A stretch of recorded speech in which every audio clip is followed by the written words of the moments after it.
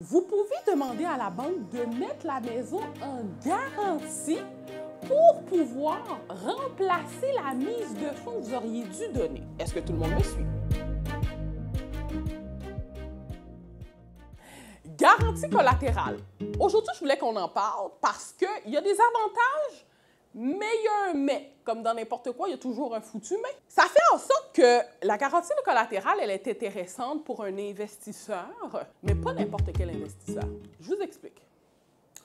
Si tu es un investisseur immobilier qui, lui, tu investis en immobilier, mais tu ne souhaites pas nécessairement avoir énormément de parc immobilier, tu as ta maison unifamiliale, tu as un petit duplex, puis là, tu as envie d'acheter un chalet. Ça pourrait être pertinent de faire la garantie collatérale. Mais quand tu es un gros, ou tu souhaites être un gros investisseur immobilier, vous allez voir pourquoi que la garantie collatérale, à ce moment-là, peut être problématique. Mais on va commencer avec les bases. C'est quoi une garantie collatérale? Comment une garantie collatérale fonctionne? Je vais y aller vraiment basic, simple, hein? Même un enfant de 7 ans pourrait comprendre. Vous avez une maison qui est libre d'hypothèque, mais vous n'avez pas la mise de fonds pour acheter un immeuble à revenu. La banque vous demande 100 000 à mettre sur un duplex ou un triplex.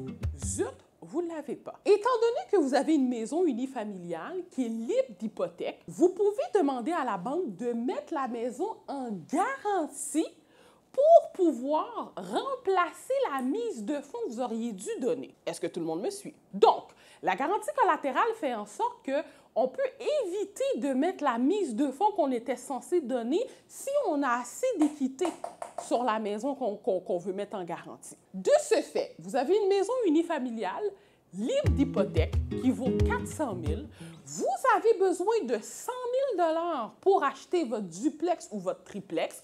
Vous pouvez mettre en garantie 100 000 $ sur la propriété pour aller faire votre achat. Ça fait que vous avez mis 0 % en termes de mise de fonds et vous avez un investissement immobilier. Mais par contre, c'est là que la partie est complexe et que les gens ont tendance à ne pas s'y attarder. C'est que la garantie collatérale, elle vient avec des conditions.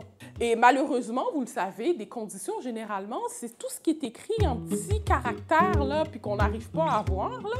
Bien, c'est ça, les conditions. L'une des conditions de la garantie collatérale, c'est que c'est la banque qui décide quand elle peut autoriser que la garantie collatérale soit enlevée. Je m'explique. Vous mettez votre immeuble en garantie collatérale, puis vous avez votre stratégie dans votre tête. Moi, là, d'ici un an, là, m'a appelé Desjardins, là, m'a faire enlever la garantie collatérale. Ça ne marche pas comme ça. Ce qui va se passer, c'est que pour que la banque enlève la garantie collatérale sur un autre immeuble, il faut que vous ayez assez d'équité sur la propriété pour qu'elle puisse le faire. Si vous n'avez pas assez d'équité, elle n'enlèvera pas la garantie collatérale. Et ça peut prendre plusieurs années avant d'avoir une belle équité sur un immeuble, si vous ne l'avez pas rénové, si vous n'avez pas optimisé cet immeuble-là, de pouvoir augmenter la valeur drastique puis vous créer une belle équité, ça peut prendre du temps. Donc, faites attention à ça.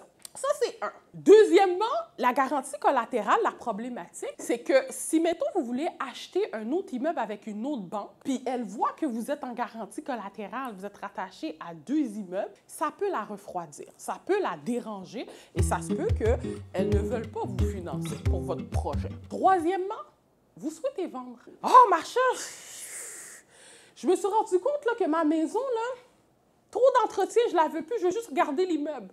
Oh boy! Mais mon chou, ta propriété est en garantie, là. Sur un autre immeuble, il n'y a pas assez d'équité.